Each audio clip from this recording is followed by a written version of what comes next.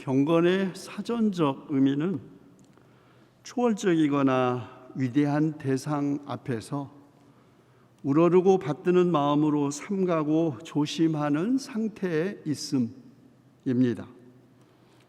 경건은 상태를 나타낸다는 것이죠. 그러나 보이지 않는 마음의 상태인 경건은 반드시 밖으로 드러나게 되어 있습니다. 특히 종교적 의미의 경건은 제도적으로는 성전과 예배, 율법과 경전으로, 그리고 또 개인적으로는 종교 활동과 윤리적 실천으로 드러납니다. 마음과 몸은 분리될 수는 있지만 두 개가 아니기 때문입니다. 그런데 마음과 몸이 분열되어 사람이 믿는 것과 행하는 것이 다르면 그는 위선자이죠. 종교인이 자기가 믿는 종교의 가르침을 따르지 않는다면, 그 종교의 창시자의 가르침대로 살지 않는다면 그 사람은 물론 그가 믿는 그 종교 자체도 불신을 받는 법입니다.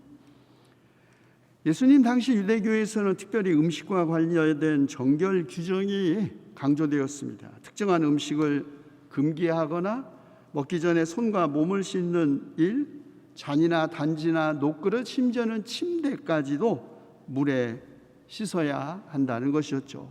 그런데 문제가 생겼습니다. 예수님의 제자들 가운데 몇 사람이 씻지 않은 손으로 빵을 먹는 것을 예루살렘에서 몰려왔다고 그래요. 몰려온 율법 학자들과 바리새파 사람들이 본 것입니다. 이들이 예루살렘에서 몰려왔다는 것은 일종의 지방 감찰권을 행사했던 권위를 가진 예수님의 적대자들이었음을 암시합니다. 그렇지 않아도 예수님이 매우 못마땅했던 그들에게 참으로 그것은 예수님을 비난할 혹이었습니다. 왜 당신의 제자들은 장로들이 전해준 전통 따르지 않고 부정한 손으로 음식을 먹습니까? 이들의 비난은 위생적인 관습이 아니라 제의적인 관습의 위반에 대한 것이었습니다. 그들은 예수님과 그의 제자들이 법의 규정을 지키지 않는 것, 곧 그들의 경건성을 문제 삼은 것이죠. 그러나 사실 먹기 전에 손을 씻어야 한다라는 규례는 쓰여진 율법에는 규정되어 있지 않습니다. 장로들이 전하여 준 전통, 다시 말해 토라를 확대 해석한 바리새파 사람들과 율법학자들이 성경의 토라를 확대 해석한 구전 율법 안에만 있는 것입니다. 구약 성경에 의하면 오직 제사장들만이 희생 제사를 드리기 전에 손을 씻어야 했습니다. 그런데 바리새파 사람들은 자기들의 전통에 따라 손을 씻어야 한다는 요구를 일반 백성 모두에게까지 확장시켜 적용하려고 한 것입니다. 가난하고 매일 노동하지 않고는 살 수 없는, 그래서 현실적으로 지키기 어려운 기준의 상세한 법을 만들어 강요함으로써 가난하고 힘없는 민중을 부정한 죄인으로 규정함으로써 결국 법을 만든 사람들의 기득권을 지키고 강화하기 위한 목적 때문이었죠. 예수님께서 격분하신 이유 바로 여기에 있습니다. 그래서 예수님은 이사야서를 인용하시면서 바리새파 사람들과 율법학자들을 위선자라고 비판하셨고, 그들이 사람의 전통을 지키려고 하나님의 계명을 저버리고 있다고 말씀하신 것입니다. 예수님은 하나님의 계명을 인간의 전통으로 무력화시키는 바리새파 사람들과 율법학자들의 위선을 이른바 고르반법을 예로 들어 폭로하죠. 십계명의 제4계명 부모공경은 부모님을 물질적으로 부양하는 의무를 의미했습니다. 그런데 자녀들이 무엇이든지 이것은 고르반, 곧 하나님께 바쳐진 예물이라고 선언하면 하나님 외에 그 누구도 그것을 취할 수 없었기 때문에 그렇게 함으로써 부모에 대한 물질적 봉양의 의무를 기피할 수 있었습니다. 율법학자들과 바리새파 사람들이 만든 이런 구전율법은 하나님을 섬기는 일이 인간에 대한 봉사보다 더 우위에 있다는 것을 주장하는 것이었지만 타인, 심지어는 부모에 대한 부양 의무까지 기피하는 것을 정당화해 주었던 것이죠. 그러나 예수님은 하나님을 섬기는 일과 인간에 대한 봉사를 분리해서 생각할 수 없었기에 지도자들의 위선과 종교를 핑계 삼아 도덕적 책임을 교묘하게 면하려는 그들의 악한 행위를 날카롭게 비판하신 것입니다.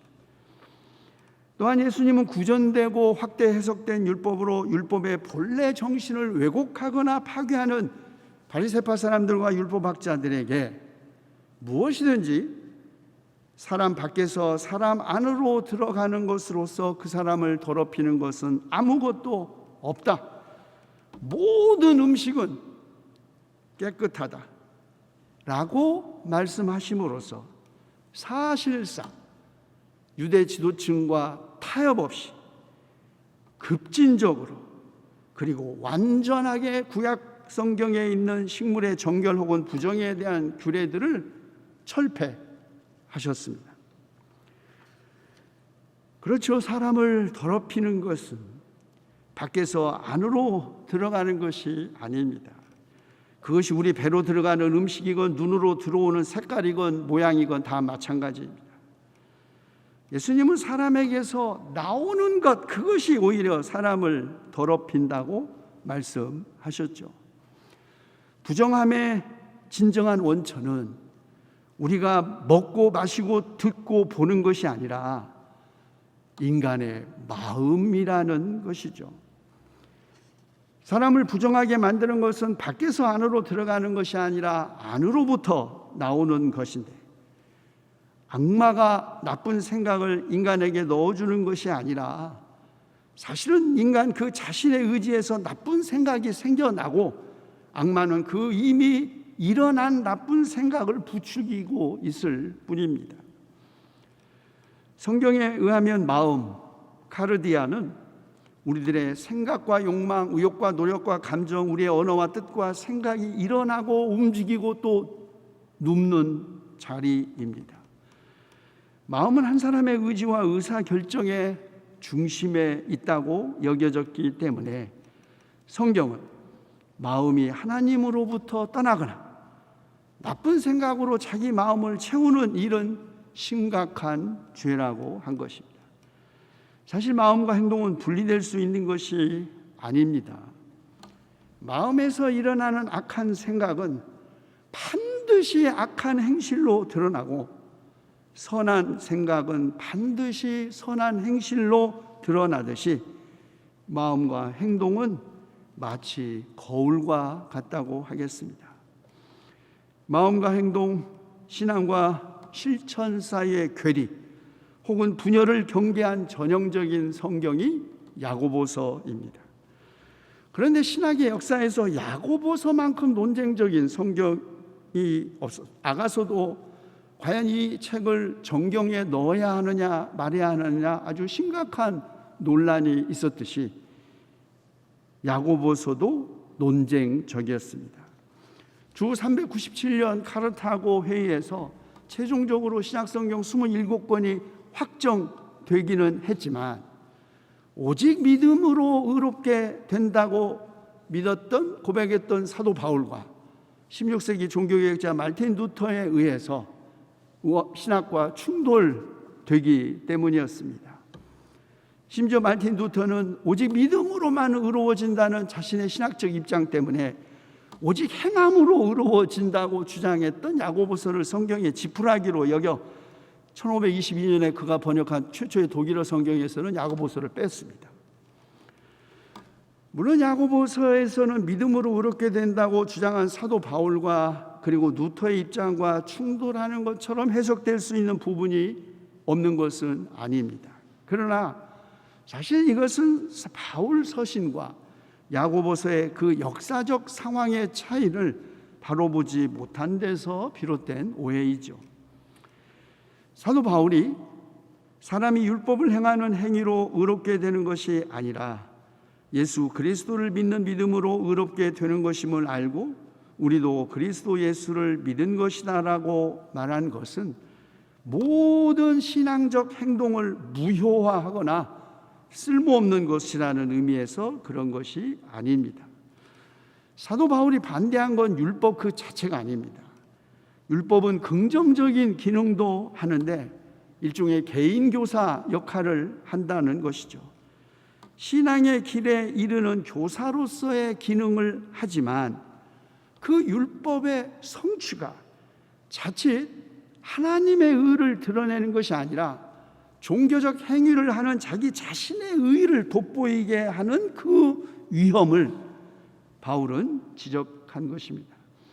바울이 반대한 것은 율법 그 자체가 아니라 율법의 본래의 정신을 파괴하는 율법적 행위였죠. 하나님의 의가 아니라 인간 자신의 의를 이루려고 나타내려는 종교적 행위를 비판한 것입니다. 그래서 그는 믿음으로 말미암아 우리가 율법을 폐합니까? 그럴 수 없죠. 우리는 도리어 율법을 굳게 세웁니다 라고 말한 것입니다. 야고보서 저자도 마찬가지입니다. 그가 사람은 행함으로 의롭게 되는 것이지 믿음으로만 되는 것이 아니다. 영혼이 없는 몸이 죽은 것과 같이 행함이 없는 믿음은 죽은 것이다 라고 말할 때에도 그는 믿음 대신에 실천, 듣기보다 행동을 강조하는 양자택일을 강요하고 있지 않습니다. 그리고 그가 말하는 행함이란 율법의 문자적 준수가 아니라 윤리적 행동을 의미한다는 것과 그가 사람은 믿음으로만 의롭게 되는 것이 아니다 라고 전제한 것을 주목해야 합니다. 그렇죠. 윤리적 실천이 없는 믿음, 죽은 믿음임이 분명합니다. 그러나 믿음은 반드시 그리고 동시에 윤리적 실천의 원천인 것입니다. 믿음과 실천은 사실상 분리될 수 있는 것이 아니라는 말입니다. 그래서 야고보서 저자는 누가 스스로를 경건하다고 생각하면서도 혀를 다스리지 않고 자기 마음을 속이면 이 사람의 신앙은 헛된 것이다.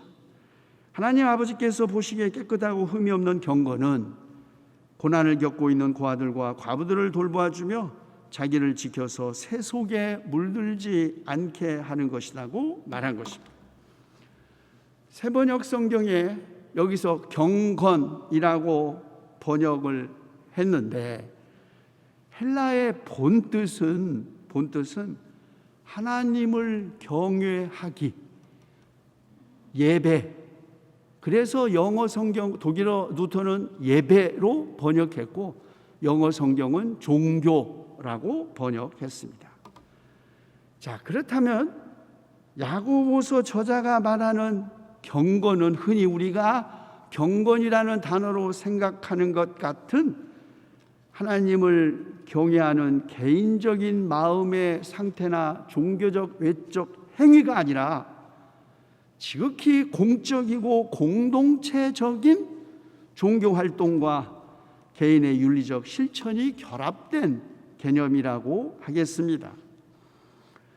그래서 우리는 그는 참 매우 경건한 사람이야. 그러면 외적으로는 신실한 제시된 종교적 생활을 할 뿐만 아니라 도덕적으로 흠결 없는 생활을 하는 사람을 우리는 보통 경건한 사람, 정기적으로 기도와 금식을 하는 사람을 경건한 사람이라고 하지요. 그런데 야고보서 저자가 여기에서 말하는 경건이 예배, 하나님을 경외하기, 종교라고 하고 하나님 보시기에 아름답고 깨끗하고 흠없는 경건은 고아와 과부, 가난한 사람을 돕는 것이다라고 했을 때 야고보서가 말하는 경건은 훨씬 더 사회적 책임과 윤리적 실천을 의미하지 내 개인이 금식하고 주의를 거룩하게 지키는 모든 개인적 차원의 종교적 생활만을 의미하는 것은 아니라는 것을 알 수 있습니다. 그래서 야고보서 저자는 듣기는 빨리 하고 말하기는 더디하고 노하기도 더디하라는 권면이나, 누가 스스로 나는 경건하다고 생각하면서도 혀를 다스리지 못해 자기를 속이면 이 사람의 신앙은 헛된 것이라는 말씀. 하나님 아버지께서 보시기에 깨끗하고 흠이 없는 경건은 고난을 겪고 있는 고아들과 과부들을 돌봐주며 자기를 지켜서 세속에 물들지 않게 하는 것이라는 말씀은 모두 다 개인의 윤리적 실천과 공동체 안에서의 신앙생활이 결코 분리될 수 없음을 표현하는 것이죠. 다스리지 않는 혀와 분노가 공동체를 파괴할 뿐만 아니라 그 사람의 신앙을 헛되게 만드는 것임을, 가난하고 힘없는 사람들을 돌보고 자신을 지켜 세속에 물들게 하지 않는 것이 곧 경건, 하나님을 경외하는 예배라는 것입니다. 그래서 경건은 훈련되어야 합니다. 배우고 훈련하지 않아도 그냥 교회만 다니면 자연스럽게 얻어지는 것이 아닙니다. 아무리 교회를 오래 다녔어도, 아무리 신앙생활을 많이 했다고 해도 변하지 않는 신도들이 있죠. 이른바 유전자 결정론일지도 모릅니다. 세례를 받은 것도, 성만찬에 참여하는 것도, 어떤 설교도 자신의 원판을 바꾸지 못하는 사람들 말입니다. 그런 사람들은 야고보서 저자가 말하듯이 말씀을 그저 듣기만 하고 행하지를 않아 자신을 속이는 사람이기 때문입니다. 아니면 그 어떤 말씀, 그 어떠한 것도 그냥 자기가 듣고 싶은 것만 듣기 때문에 아무런 변화가 없는지 모르죠. 훈련 없이는 이 세상과 장차 올 세상의 생명을 약속하는 경건을 얻을 수 없습니다. 디모데전서 4장 8절의 말씀입니다. 그래서 온유한 마음으로 여러분 속에 심어주신 말씀을 받아들여서 자유를 주는 율법을 잘 살피고 끊임없이 그대로 살아야 한다고 야고보서 저자는 말한 것입니다. 모든 경건, 하나님 경외하기, 예배는 훈련되어야 합니다. 그리고 그 훈련, 배운 것을 배운 대로 실천하는 것입니다.